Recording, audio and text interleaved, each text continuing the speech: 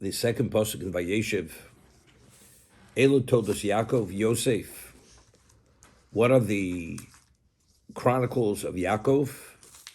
Or who are the children of Yaakov? Yosef. But factually, he was not the only son of Yaakov. Yaakov had 11 other children. So Rashi over here explains, and then it concludes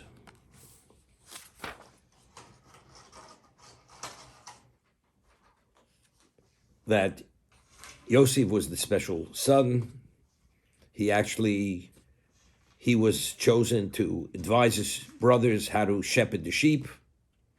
However, he had a special relationship with the children of the concubines, who were the wives of his father. Now, if you notice, the parsha begins, Yaakov is referred to as Yaakov. Vayeshev Yaakov settled in the land of the sojourning of his father. These are the chronicles of Yaakov. In the third pasuk, the Torah tells us, V'Yisrael Ohav es Yosef mikol banav. All of a sudden, there's a change in appellation, in reference. Yaakov now is referred to as Yisrael.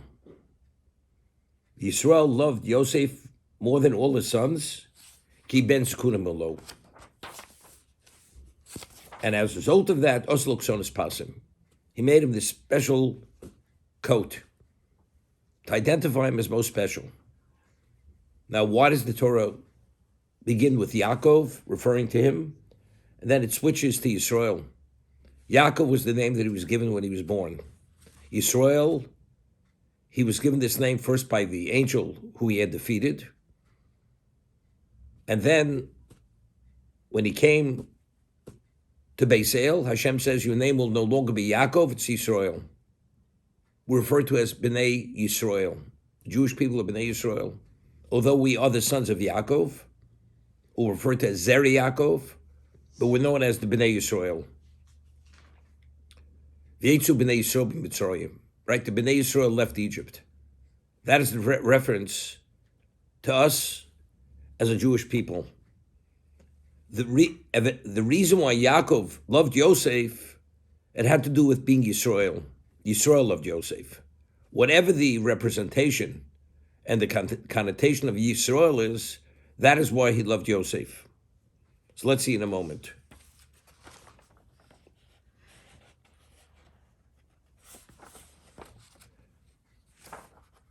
So in Pasuk Gimel, Rashi explains what is the meaning Ben Zekunim.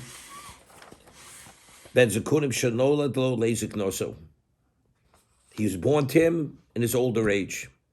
Yosef was the 11th son of Yaakov. He was the 11th child of Yaakov. So that's why he favored him. That's one interpretation. V'Onkelos Tirgem, Onkelos in his Aramaic translation, explains the meaning of the word Ben Zekunim, Bar Chakim Olei. He is the wisest of his sons. And as a result of that, Kol ma she'lomad mishem ve'ever, all the Torah that he had learned from Shem ve'ever, this is the 14-year period, before he had fled to Choron, to the home of his uncle, all that Torah he communicated to Yosef, not to his other sons. That's a second interpretation.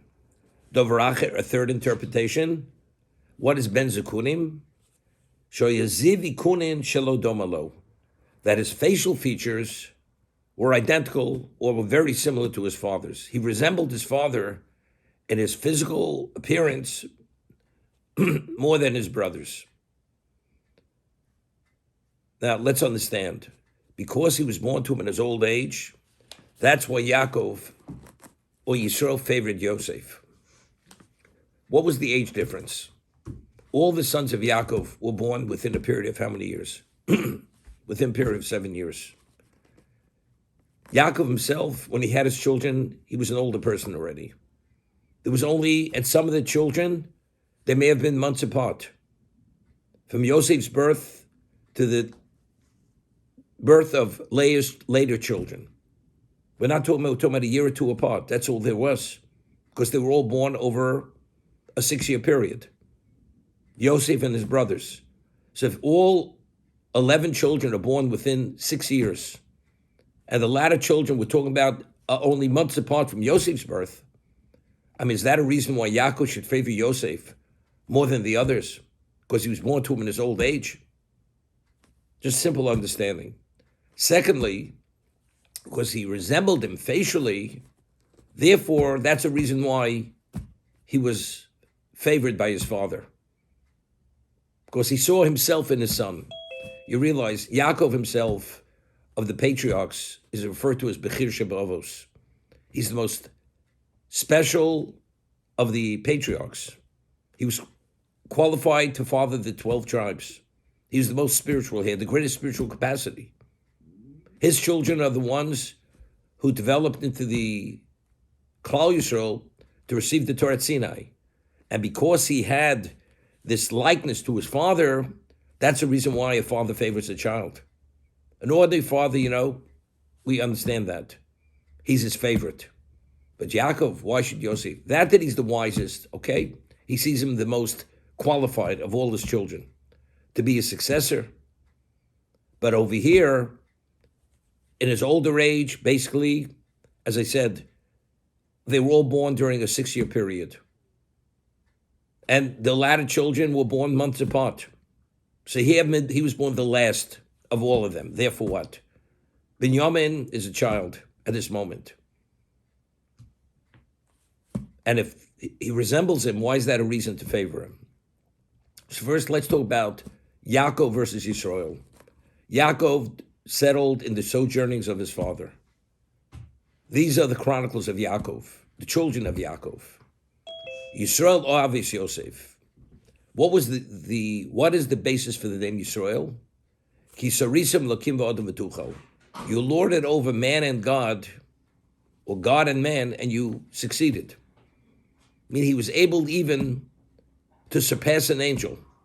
Even an angel wasn't able to defeat him. So the way the Meforshim, the commentators explain, this established Yaakov as that spiritual person that he actually dictates existence. He is the objective of existence. Existence was created for the Jewish people, and whenever he's referred to as Yisrael, it has relevance to his potential and relevance to guarantee the eternity of the Jewish people. Yisrael Avas Yosef. So automatically, the moment we identify him as Yisrael, the basis for that love to him has to do with the eternity of Jewish people, how the Jewish people will develop, how they're going to evolve. Yaakov is as the father, as a father with children. That's Yaakov. That's the physical being. But whenever it has relevance to the future of the eternity of the Jewish people, the spirituality, then it's Yisrael. So initially, these are the sojournings of Yaakov. These are the chronicles of Yaakov. It speaks about the strife between his children and how Yosef talebears and brings back all the negative reports about his brothers. Yisrael Avas Yosef. Yisrael as the patriarch to guarantee the future of the Jewish people, and this is referring to Yosef as his successor. Now it's Yisrael. Because he is Yisrael, he has to do whatever he can to guarantee that there's going to be a Jewish people. This is the spiritual profile of Yaakov, is Yisrael. So that he's Bar Chakimulo, as he cites the Onkelos. It says, whatever he had studied and learned at Shem Ve'ever, he communicated to Yosef, not to his other children. We had said, if Yaakov took the brachos at the age of 63, and he learned, and the Torah goes and quantifies him, and depicts him as Yaakov Ishtam Yoshev Oholim. That means for 63 years, the vast majority of his life, other than when he was first born, was fully dedicated to Torah. He was spiritualized with Torah. If you're learning that many years, what do you need the additional 14 years? That you now, before you go to Choron, you have to spend another 14 years studying in the yeshiva Shem Ve'ever. What are they going to teach you? You might as well sit and study forever. What is the value of going there? So he explained, Yaakov never, ever thought or believed he'd ever leave Eretz Yisrael. So all the Torah he had studied had relevance to being in Eretz Yisrael, which is what? Eretz HaKadosha. What it represents is one thing. The moment you leave the confines of Eretz Yisrael, going to Haran especially, he has to contend with all kinds of forces which counter what he represents. How does he deal with those forces which are the antithesis and are the antagonists of whatever he is? He has to go study another level of Torah. Shem and Aver, Shem was the son of Noach. He had lived before the Mabul. It was the ultimate level of evil, and that's why God destroyed the world. Aver is the son of Shem. So it was the Torah that he had to study was how do you contend with all these new issues? The issues of Choron, which, as Chazal tell us, represent the most extreme level of violation of cardinal sins and other perversions and corruptions and distortions of truth. How do you deal with all that? He had to go to Shem and Aver to be taught that, how to contend with all those issues. We had mentioned that of the three patriarchs, which Av represents Golus, exile. Yaakov is the patriarch of Golus, of exile. Why? At the age of 63, he fled. Yosef, now 22 years, he believes he's no longer alive. He finds out he's alive. Where does he go? He goes to Egypt. Egypt is what? Is the most extreme level of impurity in existence. And his going with his family, that's the ultimate level of what? Of exile, of Golus. Golus is not only physical exile. We speak about exposure to a level of impurity which doesn't exist anywhere else other than in Egypt. Yaakov goes with his family. The shibud, the bondage, only began seeping in only when Yaakov passed away in Egypt. As long as he was there, he created, as in Choron, he created this spiritual cocoon that nothing was able to penetrate, this infrastructure which he created. Yaakov being there, his family was untouched, untainted by whatever Egypt was. The moment he passes away, the Torah alludes, it began seeping in. The eyes and the hearts of the Jews started to become desensitized because of just being exposed to what Egypt was. If the Jews are going to Egypt or going to be in exile, he's the Av, and that's what we said. Why was Yaakov tikin Arvis? Yaakov, he enacted the tefillah of Ma'ariv, Arvis. Night is Golus.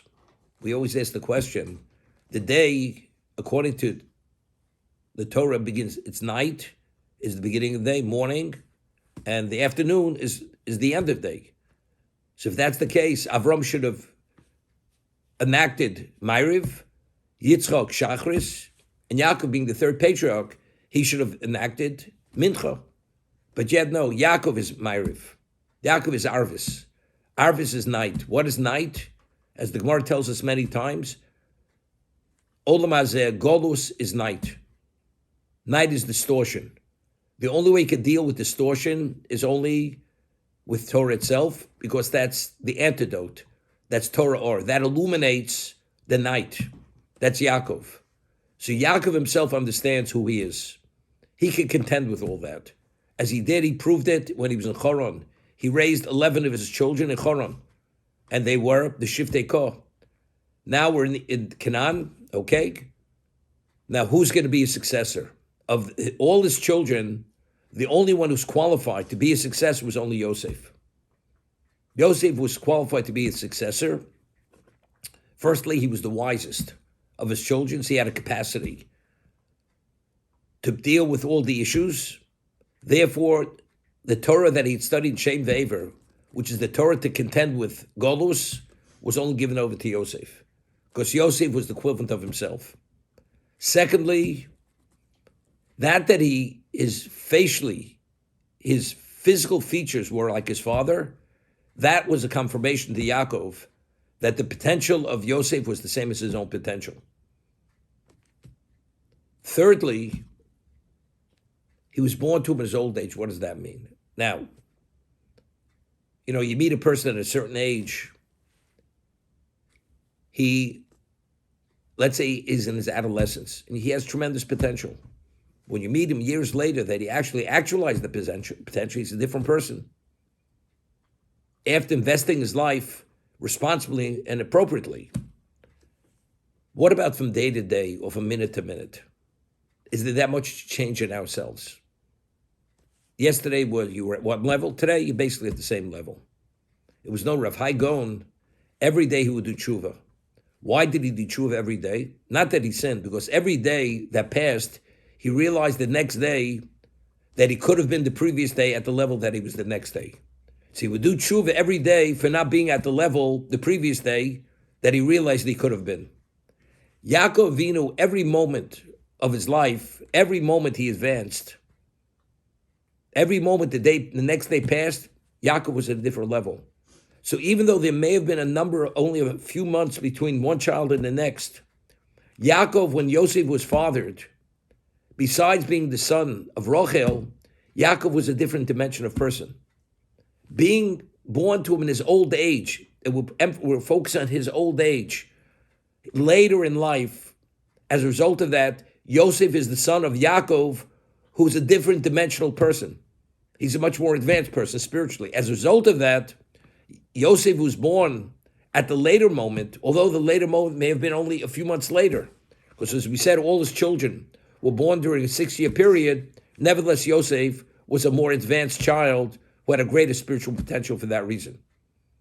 That's the Ben Zekunim. If we interpret the word Zekunim means he was born to him in his old age. But therefore, it's Yisrael of us, Yosef. It's not Yaakov. Yisrael is the patriarch which contends with all the spiritual issues of the Jewish people to guarantee that spirituality should be eternal and should be viable and should be within this protected environment.